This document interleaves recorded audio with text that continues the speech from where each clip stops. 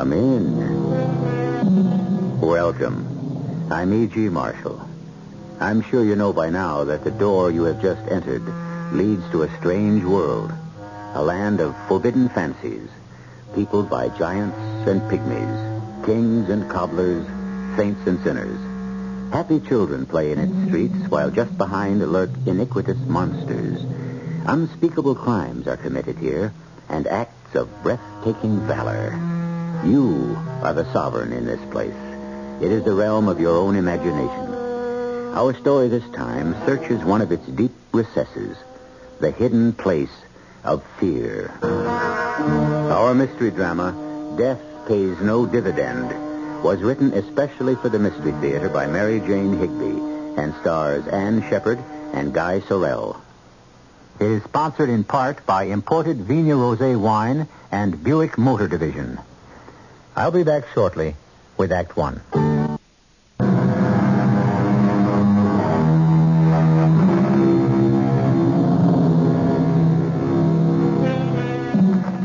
A famous traveler once said that the most important words in any language are, where is the exit? Où est la sortie? Donde está la salida? But what of the place where there is no way out, where every wall is a blank one, marked no exit? This is the circumstance of three men whose work brings them to the tip of a very small island. There was once a stockade here. It was the wall for which the street was named. Wall Street is silent now. The rush of the day has not yet descended. But 30 stories above the narrow street, footsteps echo sharply along a marble corridor. Miss Hannigan, wait. Oh, Mr. Green. Good morning. I didn't expect you here this hour in the morning. Mr. Green, I've been so worried. About getting another job? Well, I'm sure we can help you. Our recommendation should be worth something in spite of... No, not about myself. It's Mr. Ellis. Oh? He's horribly depressed. Well, that's only to be expected. You put your whole life into a business, and then through no fault of your own, it suddenly blows up in your face. No, wait. Please. Don't open the office door yet. I've got to tell you something. Well, couldn't you tell me inside? No, I think Mr. Ellis may be inside there. I do hope so. He's not in his apartment. He worked late last night, cleaning out the desk and making the last arrangements. It's like a funeral. Oh, it's worse than a funeral for Mr. Ellis. He's not like you and Mr. Folger. You both have families, someone to share. Well, it's small comfort to share disgrace with people you love, to drag them down with you. My two boys. I know. I didn't mean to minimize. It's just that, well, frankly, I'm afraid Mr. Ellis is going to do away with himself. Kill himself? Oh, no, he wouldn't do that. He made me go home last night. I wanted to stay with him, but he forced me to leave. I tried nearly all night to get him by phone. No answer. Well, let's get in, see what's going on. Oh, good heavens. Papers blowing all over the place. Oh, the draft. The wind... Mr. Green, look. Standing on the ledge to the left of the window. Good Lord. Careful, Miss Hannigan. We mustn't startle him. He might jump. You better speak to him, but quietly. Yes. Try to sound calm. Mr. Ellis, don't do it. Mr. Ellis, please don't. Mr. Ellis, he doesn't seem to hear me. He hears you all right. Try again. Come back in, please. You may hurt somebody else if you... Mr. Ellis, listen to me. Come back. You mustn't do this. Please. It's no use. I'll try. Victor, don't do it. Listen to me. What I'm going to say is important. There's a better way. Did you hear me? There's a better way. John and I have a plan. You may be doing the right thing, Vic, but you're doing it the wrong way. Victor, get back in here. He moved. He's coming in. Yes. When he gets his head to the window, grab his arm. Oh, if only he doesn't fall now. Damn narrow ledge. Oh, dear Lord, don't let him fall. Don't let him. Oh, there you are, Victor. Steady, old man. Come, Mr. Ellis. Let me go. All right. Sit down. Thank God. Close the window, Miss Hannigan. I looked down.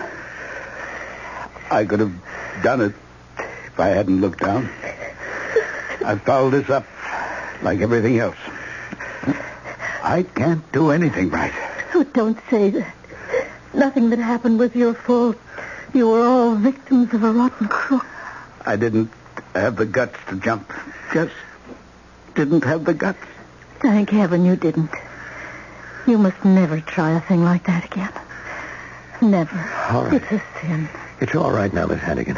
Yes, it's all right now. I'd never forgive myself. Now. Calm down. Good morning. What's going on? What's with Miss Hannigan? She's had a bad shock. What happened? Later, John. Please, Miss Hannigan. I'm so scared. It's helpless. I never forgive myself. Look, come on now. Snap out of it. Miss Hannigan. She's been under a terrible strain. I'm sorry. My nerves. Yes, of course. Victor, get us some water, will you?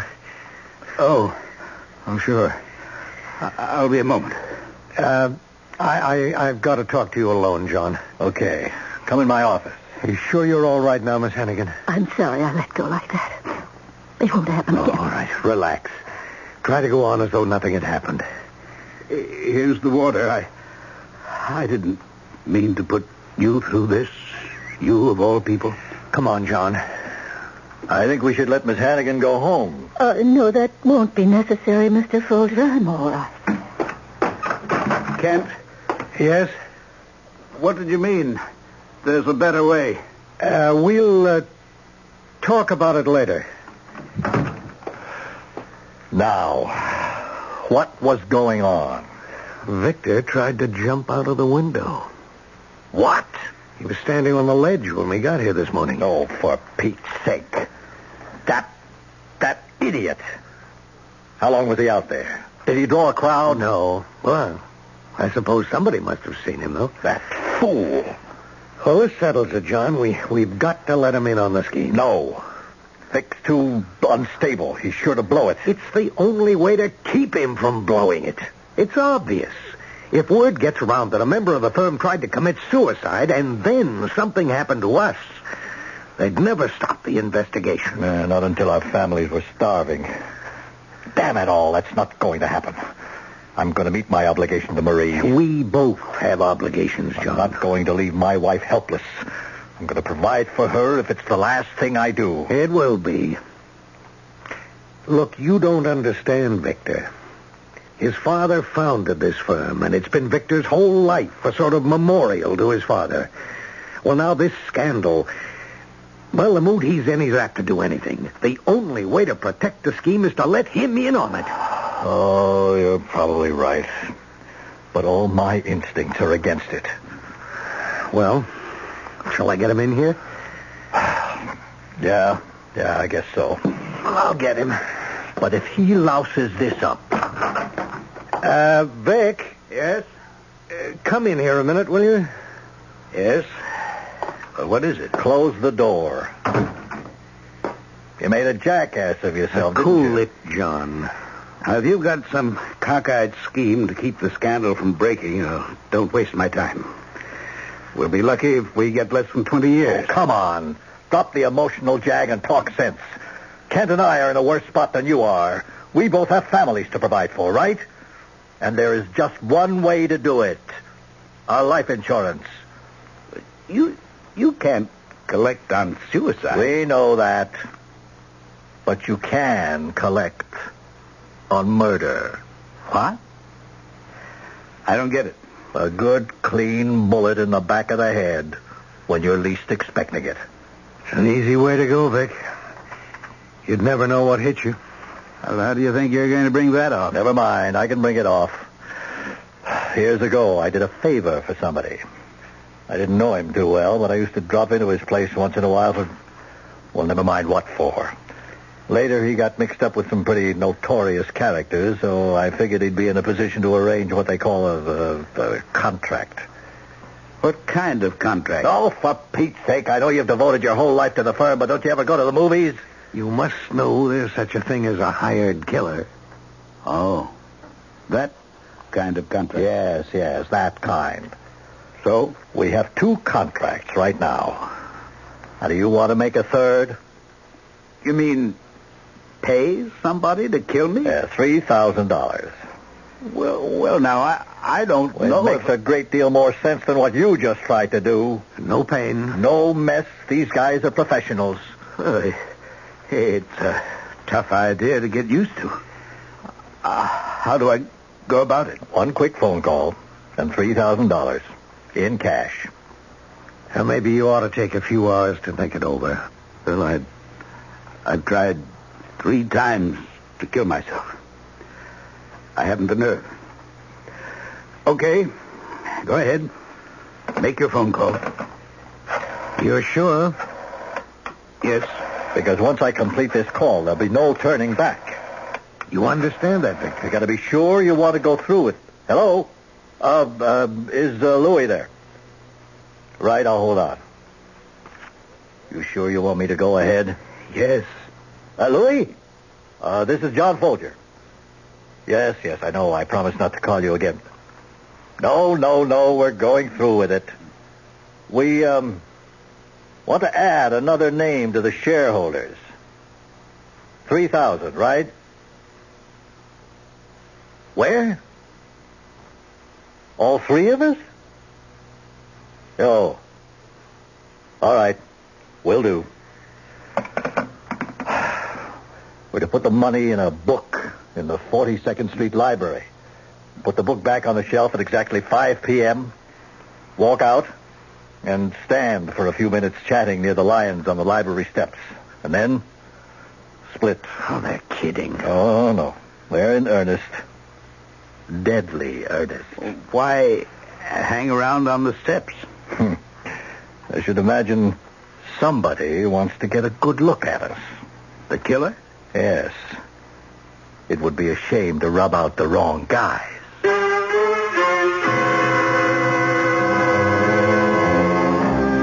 A suicide pact. But quite unlike your ordinary run-of-the-mill agreement, the participants have relinquished any option of withdrawing.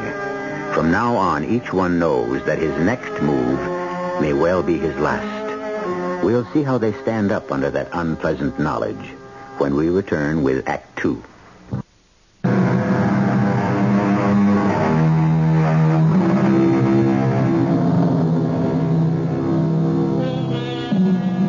Rather than face a financial scandal, the officers of a small but highly respected Wall Street firm have decided to commit suicide. Through a go-between, they have arranged for a paid executioner to do the job for them. An easy way out. We'll never know what hit us, they tell each other. But have they considered their remaining days and hours when even the most chance encounter will chill the blood and the question rise, is this the face of my killer? To see how they are facing up under the strain, let's listen to a telephone conversation. Hello. Kent, this is John. You heard what happened? No. Vic goofed off. Ran away. Remember we were giving May Hannigan a vacation? The cruise to the Caribbean? Well, at the last minute, he decides to go with her. Well, I guess he wants to do some of the things he never took time for before. Come off it. He's running away. He knows they won't dare shoot him aboard ship. They couldn't make a getaway. He's as safe on that boat as he would be in jail. Well, what of it? They'll hit him when he gets off. Well, I was hoping they'd tend to Vic first before they got you or me. Did you tell Louis that? I couldn't tell him anything. He made me promise never to contact him again. Louis's not part of the mob or family or whatever they call it nowadays. They just use his place of business sometimes, meet there. What kind of business is he in? Look, I swore to keep him out of it. Now, what you don't know can't hurt Louis. Okay. Well, I wouldn't worry too much about Vic. Well, damn it all, I do worry. He hasn't got our motivation. Once you and I are out of the way, what's to keep him from getting the wind up and running to the police with the whole story. I don't think he can do that. There's such a thing as accessory before the fact, you know.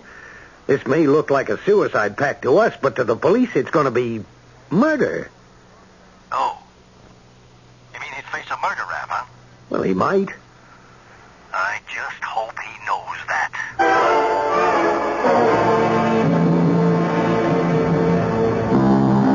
Look. Darn thing startles me every time I hear it. We should be used to it by now. They blow it every day at noon. I've been looking all over the ship for you. I was taking a turn around the deck. Mr. Ellis, you're shaking. No, I'm all right. Look, I'm not absolutely sure, but I think I have something wonderful to tell you. Did you hear the news broadcast this morning? No, indeed. I'm not wasting my last few days listening to... No, I didn't. Well, you know those penny gold stocks you bought a few years ago, you and Mr. Green? Penny gold? Oh, yes, the stock we bought from Harrison to help him out of a tight spot. Mm-hmm. It's worthless. Well, that company, I think it's the same company, has just made the greatest gold strike since 1849. What? Mm-hmm. Harrison's company? I went straight to the radio room as soon as I heard it. The broadcaster taped, you know, and they were kind enough to run it again for me. I have the notes I took here in my purse. Oh, dear, it's awfully windy, isn't it? We'll go inside. The President Taft Mining Corporation? That's the one, isn't it? I believe so. Yes. Here, let me get the door. That's better. Relief to get out of that wind. Now, here's what I took down. The President Taft Mining Corporation has uncovered what seems to be the lost Fortuna vein. That make sense to you? Yes. The Fortuna, yes, it does. Harrison mentioned the Fortuna vein. This ledge of almost pure gold said to exist in Mono County, California. Mono County, that's right. Has been sought by miners for over 100 years. The Fortuna vein, it must be Harrison's company. Well, This changes everything, doesn't it? oh, it sure does. You can pay off the debts of that crook and his disgraceful charisma funding company. Well, if this report is accurate, we can. You have a lot of Taft stock, and with the price of gold now... Who'd ever have thought? Why, that part of California has been picked over so much, it seems impossible there'd be an ounce of gold left in the ground. We only bought it to help Harrison out. Oh, I'm so happy for you. You deserve Oh, it. Miss Hannigan, you're a jewel. Mr. Ellis, my hair. Don't mind my kissing you. No. I'm so happy. What a day. Come on, down to the bar. We'll crack a bottle of champagne. Kent, I'm so glad you decided to telephone me here aboard ship instead of waiting till I got back. I've been trying to get you all afternoon. There was no answer at the office. No, the office is closed. Well, where are you, home? No, I'm calling from outside, a payphone. Well, great news, eh? It is Harrison's company, isn't it? What? The Taft Mining Corporation. Oh, yes. Yes, Harrison's stock has gone way up, out of sight. Well, that just about gets us off the hook, doesn't it? Yes. Financially, it looks like things can be worked out. Oh, great. Who'd ever have thought it? You got in touch with the bank and called Morgan and Benson, didn't you? Kent? Hello? Hello? Yes, I'm here. Kent. John got in touch with that man, Louis, didn't he? Called it off? Kent? Vic, that's why I phoned. Is John all right? No, You mean he didn't get to Louis? he never had the chance. Oh, when? Where? In front of his house. Just one shot, Vic. From a passing car. Just one shot.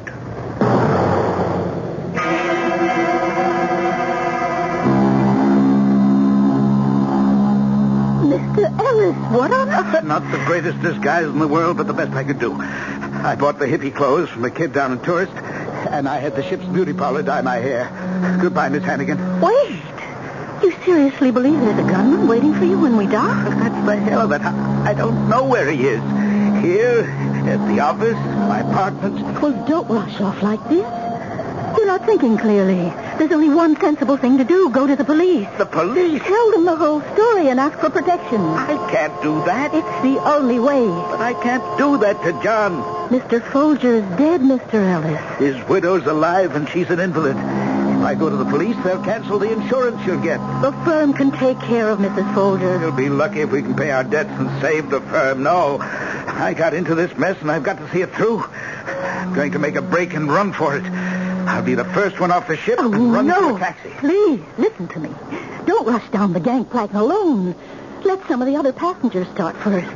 Then saunter off casually. Oh, dear. Take my arm. I'm coming with you. No, absolutely not. I'm a living target. Stay out of range, Miss Hannigan. Your life depends on it. Goodbye. Where do you plan to go? Some hotel, I guess, till I can figure a way to get out of town safely. Here. Look, take my keys. Go to my apartment. No, I'm not going to drag you into this. It's the safest place for you. Nobody will dream of looking for you there. And I can reach you by phone. I'll go straight to the office. That way, you'll know what's going on. Well, all right. But only for a few hours. We've got to talk to this Louis person. I hope Kent's still alive. If not, you have the power of attorney I executed for you in Puerto Rico. Take complete charge until you hear from one of us again. If you ever do. Goodbye, Miss Hannigan.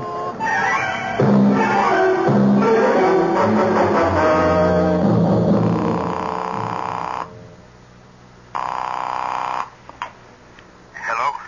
Oh, good. You made it to the apartment all right. Yes. I haven't dared open a window or raise a blind. Everything all right at the office? I don't know. I guess so. I have an uneasy feeling that I'm being watched as I sit here. You're all alone? Yes. It's Saturday, you know. I'm just getting jittery, I guess. It's hard to keep my imagination from running riot. There is one strange thing, though. What's that? One of the walls in your office is half painted. You didn't authorize the paint job, did you? Well, of course not. We're dissolving the firm. Building manager must have made a mistake. No, he says not. His painters didn't do it. Oh, by the way, I think I know who that man Louis is. The one who set up the deal. Well, how'd you find that out? The filing cabinet in Mr. Folger's office. There's a promissory note made to Mr. Folger by a Louis Vongoli. He owns a small bar on the east side. That makes sense. John said he used to drop in at Louis' place. The bar, eh? Mm-hmm. I'm going to drop in on Louis myself and put an end to this awful business. But if I fail, we better get you out of town in a hurry. You can go to my grandfather's house in the country. Now, I'm not going to drag you any further into this. And I certainly don't want to bring your grandfather into... my house now. I inherited it. You've got to go, Mr. Ellis, because I called Kent Green's home. Yes? Well, for heaven's sake, May, tell me what happened. He's been missing since the day John Folger died.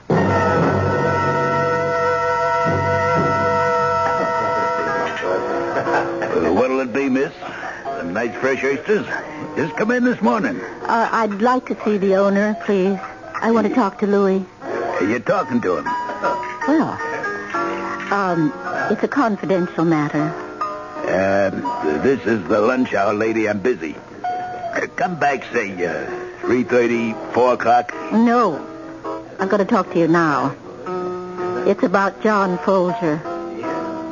Never heard of him. Here's something to refresh your memory. This is your signature, isn't it? What? Your signature on this promissory note. You know who Mr. Folger was, and you know what happened to him. Hey, Joe, take over, will you? Come on, lady. Over to this table in the corner. Now, sit down. What's this all about? This is your signature, isn't it? I ain't sure. Oh, come on. Louis, you borrowed $12,000 from Mr. Folger on July 8th, 1948. What are you, a cop? I'm Mr. Folger's secretary, and Mr. Green's, and Mr. Ellis's. We want to call the deal off. I don't know nothing about no deal. You arranged the contract, and you're the only one who can cancel it. You got the wrong guy. Oh, please, you must help me. We have no way of reaching this man from Chicago. Please, tell me. I gotta get back to my counter. At least tell me who he is. You'll have to leave now. I need this table. We've got to stop him. Now, for the last You're time... going to let another man die? A man who doesn't want to die because of a mistake. Like I said, this is all Greek to me. But, I did hear there's talk around that Froggy Bynes is in town. Who? You heard me. Where can I find him? I wouldn't know. Well, tell me what he looks like. Never seen Froggy in my life. Froggy. Is he a Frenchman? They call him that because he ain't got hardly no voice. That's all I know. No voice. Yeah, he got a knife in his throat when he was a kid. Can't hardly make no sound at all. A killer with hardly any voice. That's not much to go on, is it? May Hannigan's confidence is at a low ebb as she walks out of Louis Vangouli's bar onto the teeming streets of Manhattan. How long, she wonders, can she keep the last remaining partner of Ellis, Green, and Folger alive? We'll find the answer to that question when we return shortly with Act 3.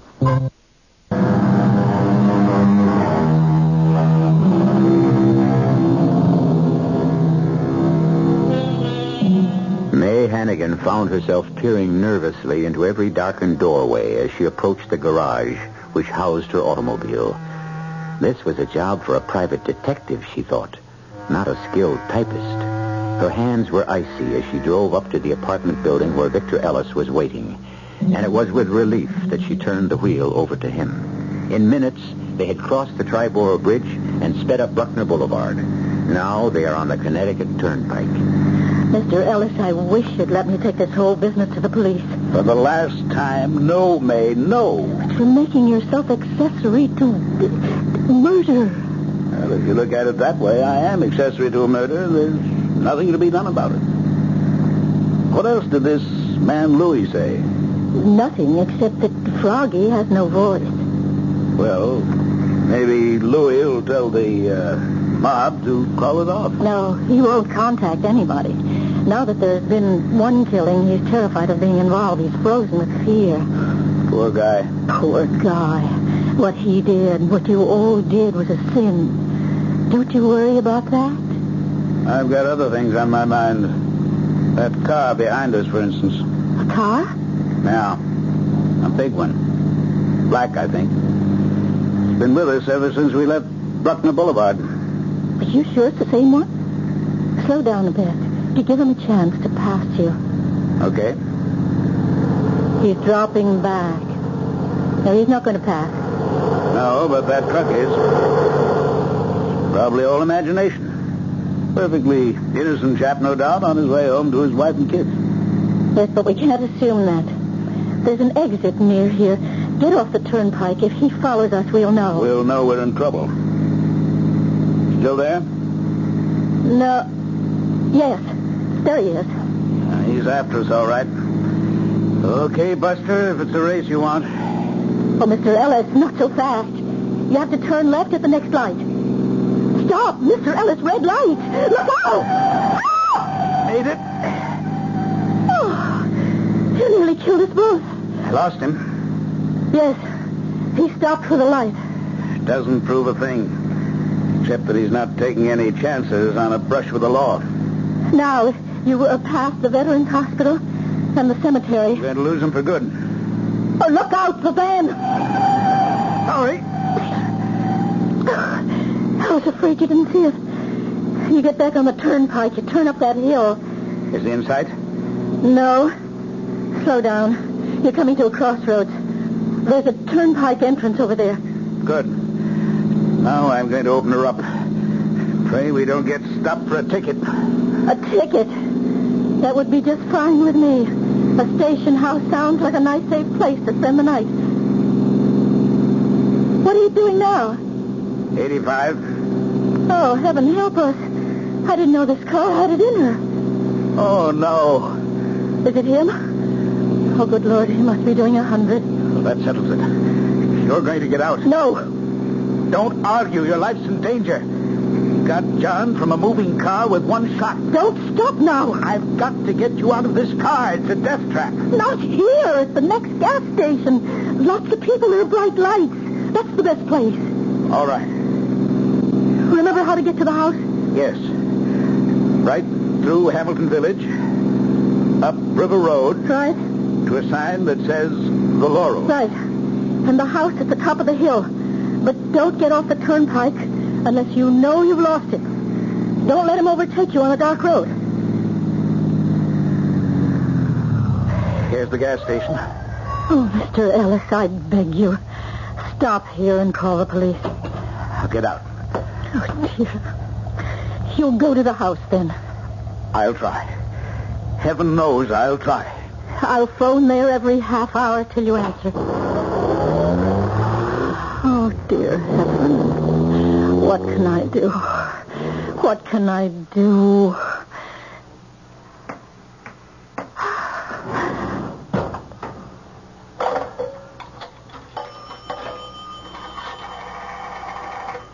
Operator, this is an emergency. Get me the Hamilton police. Hamilton. H-A-M-I. That's right. Hello? Is this the police station in Hamilton? I want to report a stolen car. My name? Hannigan. I own the house on Laurel Hill. Oh, well, hello, Sergeant Kelly. Yes, this is May Hannigan. Look, this weird-looking man, he's middle-aged, dyed hair, wearing tie-dyed pants, striped sneakers, and a sweatshirt with a pair of big red lips on the back. A real weirdo. Yes. And I think he's on drugs or something. He stole my car. Yes, that's correct. And he's got my house keys as well. He's on his way up there now. Yes? And will you send a police car to head him off? Yes, I'll be in tomorrow and press charges. Thank you. Well, that'll put him where he'll be safe for the night.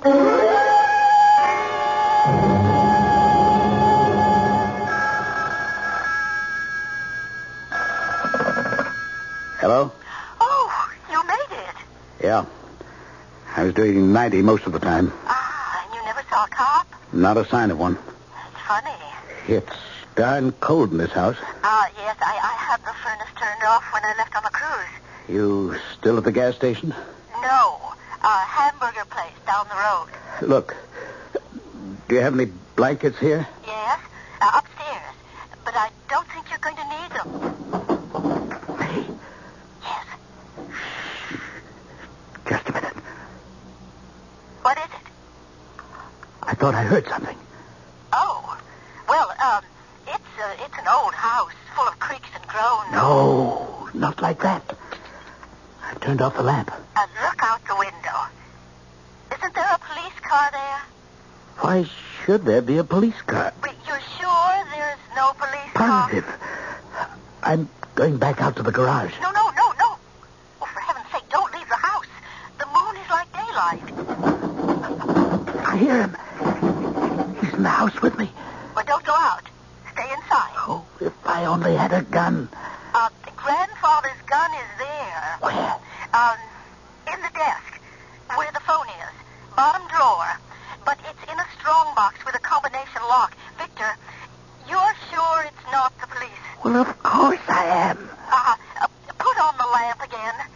I'll give you the combination of the lock. I'm going to make a dash for the stairs. No. You'd have to cross the open hall. Please, do as I tell you. Get that drawer open. Have you got the lamp on again? afraid to light it. Do you hear anything now? No. Keep your hand on the light switch. Turn it off if you see him, and drop to the floor. Go ahead. You see the lock? Yeah. Yeah. Keep calm. Don't make mistakes. 6. Left. 6. 2. Right. 2. My hands are sweating. 9. Right. Got it. Got it. That's it. Yes. Yes, it's open. Mr. Ellis! Mr. Ellis! Victor! Oh,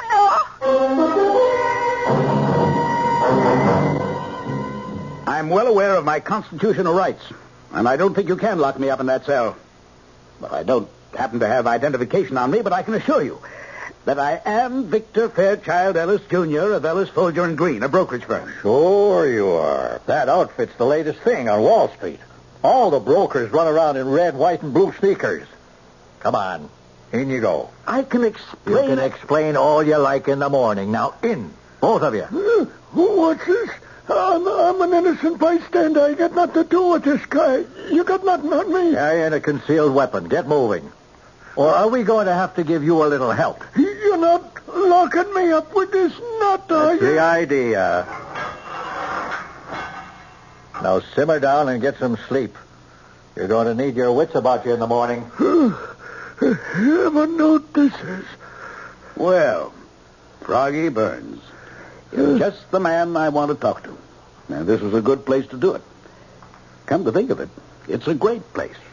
The best I could ever find. I'm sorry I had you arrested, but I didn't know what else to do. Well, thank the Lord you did. I've never been so jittery in my life.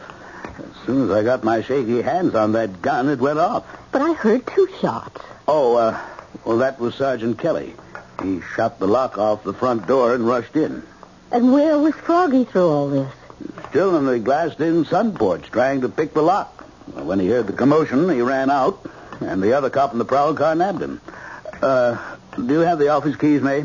Yes, but there's somebody in the office. I heard a scraping noise. We've nothing to fear now. Here, I'll open it. It's the painter. Say, we didn't order a decorating job. What do you... I can't. Mr. Green. Am I glad to see you? Well, it's great to see you, Kent. So you're okay. I've been wondering about you. We were afraid you... Oh, Mr. Green. I'm so happy you're all right. What's all this with the paint and dirty overalls? Well, the day John was shot, I sent the office staff home early. You can imagine I was pretty nervous. I noticed there were painters working in the outside hall. So I talked one of them into selling me his overalls and some paint and brushes. And in case anybody should be watching me from another building, I started painting the back wall here. Nobody pays any attention to painters. As soon as 5 o'clock came, I walked right out with the rest of the paint crew. Of course, I didn't dare go home, so... Well, I got an old station wagon and put a sign in the window, Meteor Decorating Company. I've been moving around more or less freely ever since. Well, I think of what I went through. You were simply roaming around town with paint on your face. Well, you're both safe now. Yes, Kent. The contract for killing us has been canceled. Oh, thank the Lord. Now I can get washed up. Suppose we celebrate with a cup of coffee. I can make some in Mr. Folger's office. Your office now, May. Yes. That is, yes. Her office? A great woman, Kent. She saved my life. I asked her to marry me. Well, congratulations. No, she refused. Said what she really wanted was a partnership in the firm. Partnership? Well, that's a swift rise. What could I do? I gave it to her. Strange having a woman in John's office. I know. Frankly, it bothers me. My father was very conservative, you know, especially about the firm. Ellis, Green, and Hannigan. That's not a bad letterhead. No, but if my father knew what Hannigan stood for, he'd turn in his grave. Well, let's look at it this way. If it weren't for Hannigan, you'd be turning in yours.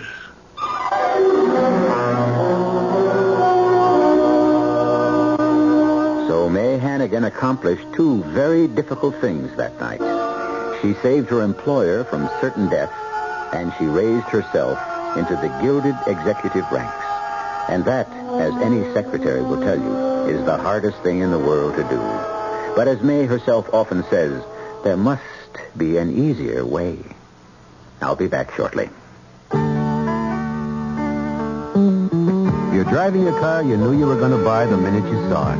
Skyhawk. Buick Skyhawk. You just knew a car this streamlined would be easy on gas, and you were right. In published EPA mileage test results, Skyhawk got 25 miles per gallon on the open road and 16 in the city. Skyhawk. It's rakish, it's low slung, it looks European, but it's a Buick. Living free.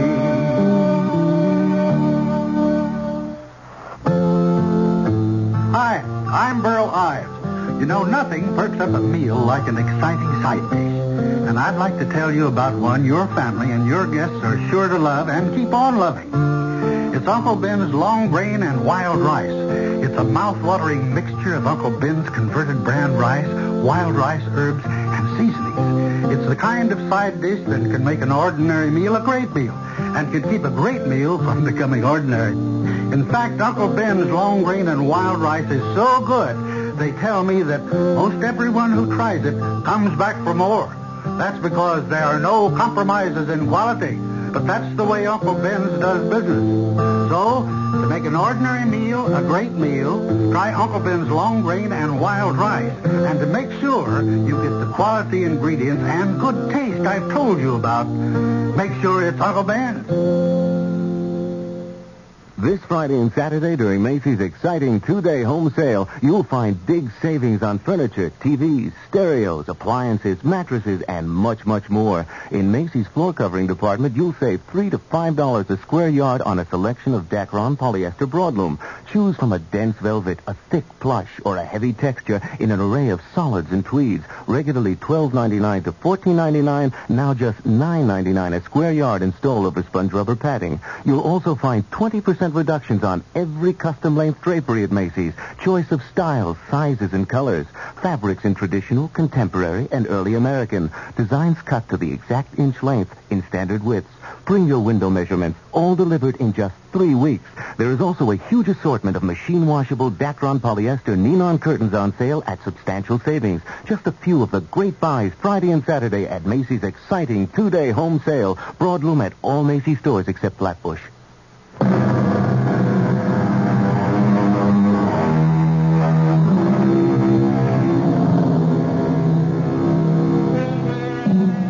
If there's a moral to our story tonight, it's this. Suicide is not even a loser's game. It's no game at all. Because death is one commodity that nobody can cheat you out of. When your option comes due, you'll cash in. In the meantime, life has a lot of surprises in store. Don't ever sell it short. Our cast included Ann Shepard, Guy Sorel, Court Benson, and Ken Harvey. The entire production was under the direction of Himan Brown. Radio Mystery Theater was sponsored in part by Contact, the 12-hour cold capsule, and Uncle Ben's long grain and wild rice. This is E.G. Marshall inviting you to return to our Mystery Theater for another adventure in the macabre. Until next time, pleasant dreams.